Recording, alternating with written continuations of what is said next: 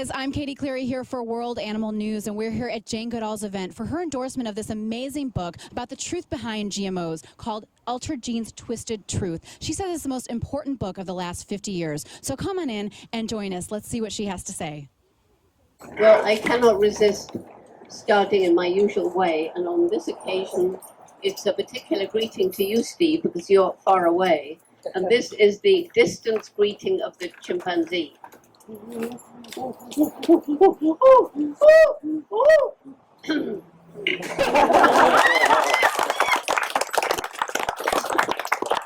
Blame San Antonio for that, because I was there yesterday and they have pollen of ragweed floating all over the place, and everybody had bad throats and bad eyes, and I nearly didn't get through the lecture, but hopefully Los Angeles will cure that in the next 4 days. Yeah, the smog. So, yeah, the smog, okay, well, never mind, there's always something, isn't there? Stay in Santa Monica.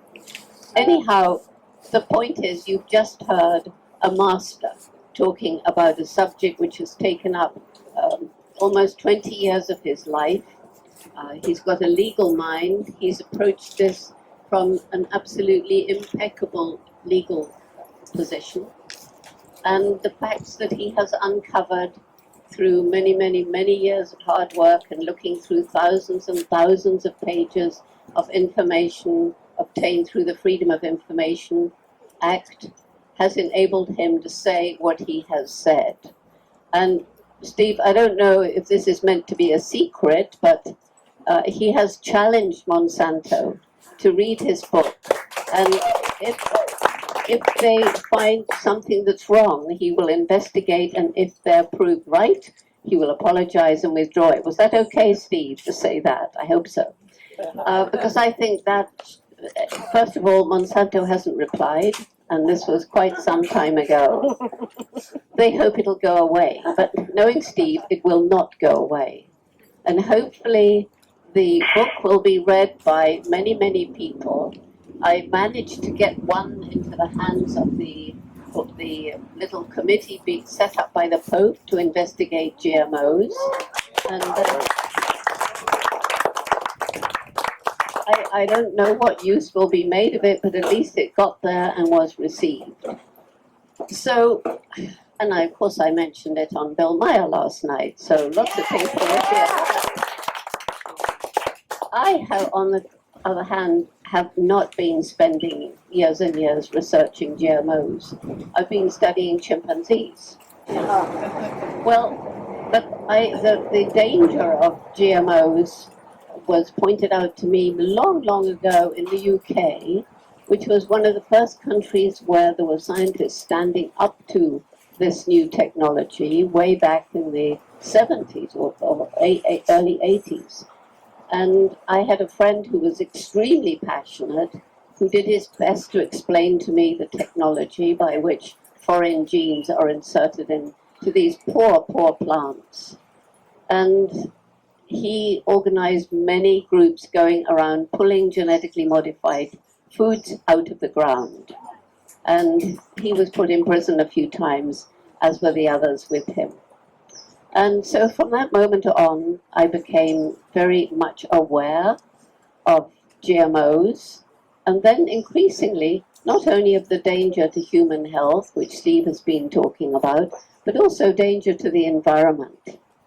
And I think this is such a huge, it's such a huge issue that the more angles we approach it from, the better we shall be able to join together to do something about this, what Steve calls this monstrous hoax.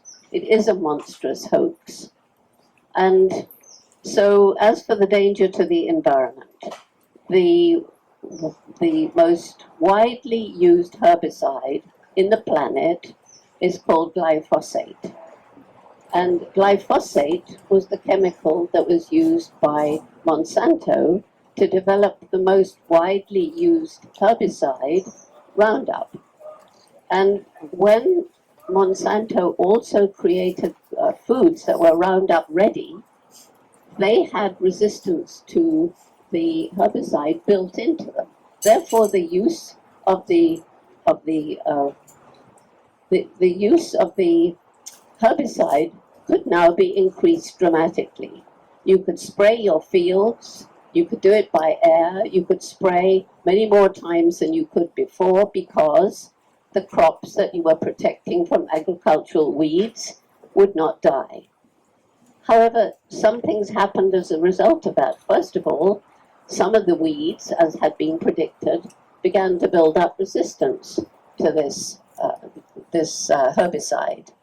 And in fact, some farmers have had to give up farming because the weeds have grown so big and so strong that they break the harvesters. And this has happened to something called a pigweed. And it can now grow up to 7 foot. And it has a stem as thick as a man's arm.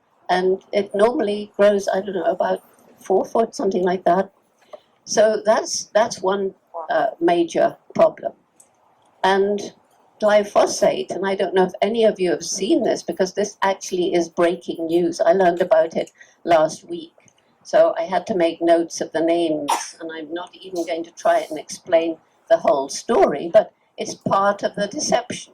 It's just one other thing to make people mistrust the statements that are made by Monsanto, Dow, and Syngenta and the other organizations that are proponents of GMOs. And this was some information discovered by Dr. Anthony Samsel, and it is supported by Dr. Stephanie Senev, who is a respected scientist at MIT. And so Dr. Anthony Samsel, rather as Steve investigated the documents in the early days of GMOs, he investigated documents about the early use of glyphosate. And he managed somehow or other to get hold of, what are they called? Trade secret files. Trade secret files from the EPA, the Environment Protection Agency. And they told him, yes, you can take them and read them, but you cannot reproduce them, and you cannot share them, but you can share your views. This shows that in 1985, Monsanto's own tests showed that glyphosate could cause cancer. They've known since 1985. The test results that Monsanto has used to prove that glyphosate is safe are all based on tests done by the industry itself. And glyphosate is now, the amount of it used is absolutely shocking. It's used in China, it's used in the US, it's used in Argentina, and it's recently been banned by the World Health Organization. And yes, but Monsanto, of course, is suing them. Here we have now poor plants. They've had these genes stuck into them that they didn't give permission. They hate it. They don't like it. I'm quite sure. The last book I did, Seeds for Hope, took me through an amazing journey through the kingdom of the plants. And what I've learned about them is so incredible. And by the way, there is a whole chapter on genetically modified foods. But anyway, so here we have these plants, and you can spray them crazily, and the insects won't eat them. Well, we predicted also that there would be insects that built up resistance to this pesticide, and indeed that has happened. So just as you have super weeds, you also have super bugs. And not only that, but there's pretty good evidence that glyphosate is harming the insects that actually are doing work for us. So the beneficial insects, particularly bees. If we lose bees and the other insects that pollinate, that will be the end of us, because almost all our foods are pollinated by some kind of insect. There's also a few little animals, and they're probably affected by this insecticide as well. So those environmental impacts are something which I find extremely disturbing. And of course, Monsanto encourages another bad aspect of the agribusiness, and that is monocultures. So you get fields and fields and fields of genetically modified corn or even fields of normal crops. The modern agriculture is killing biodiversity, and it is risking huge areas of food to destruction if some disease spreads, and that will be very, very harmful for people. There's also another aspect of this genetically modified food and this agribusiness and the use of these pesticides, and that is the terrible damage done to the local people living in the areas, particularly where crops are being sprayed with Roundup. So those are all very harmful, and I can't resist adding to what Steve said about the tests on animals. You know, think of all the poor old rats, the laboratory rat. I don't know, we seem to think of rats as something that is just like an object. But actually, anybody who's known anything about rats knows they're highly intelligent. They've only become a nuisance with us because we're dirty and leave food around. And in the old prehistoric days, I'm sure rats probably formed quite a good service to people and cleared up some of the material that they didn't. At any rate, let's forget the rat for a moment. And let's think about pigs. Pigs are way more like humans than rats. In fact, that's why they're very often used by scientists who want to test products to see how a human might react, because the pig's organs are so like ours.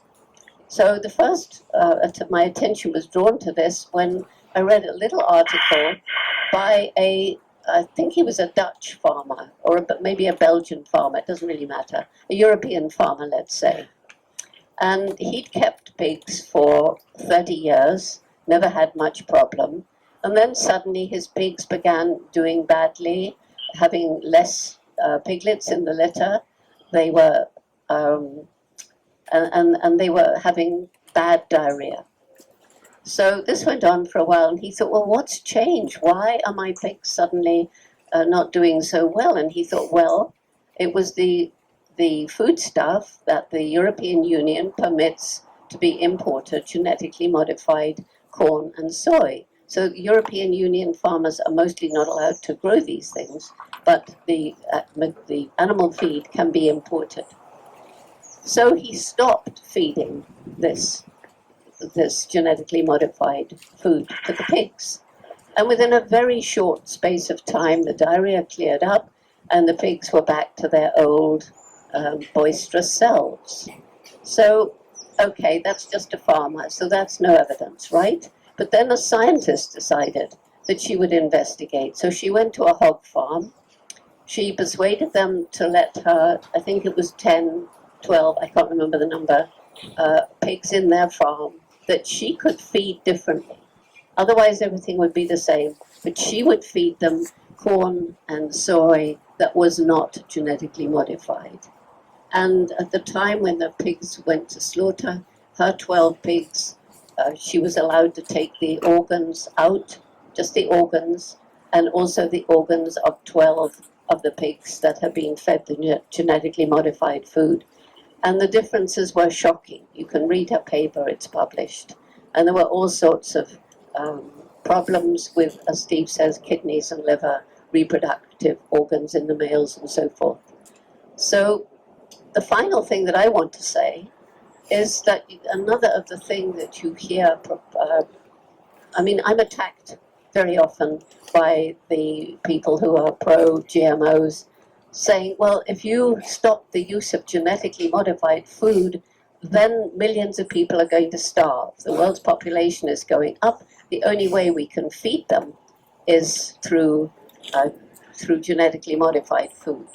And this is believed because the hype has been such, and the advertising has been such, and the lies have been so well perpetrated, and the myth has been drawn down to blanket ice. So that people like Bill Gates and Bill Clinton and Warren Buffett have bought into this and are spending millions, billions probably altogether, of dollars in spreading genetically modified foods into Africa and maybe some other places too.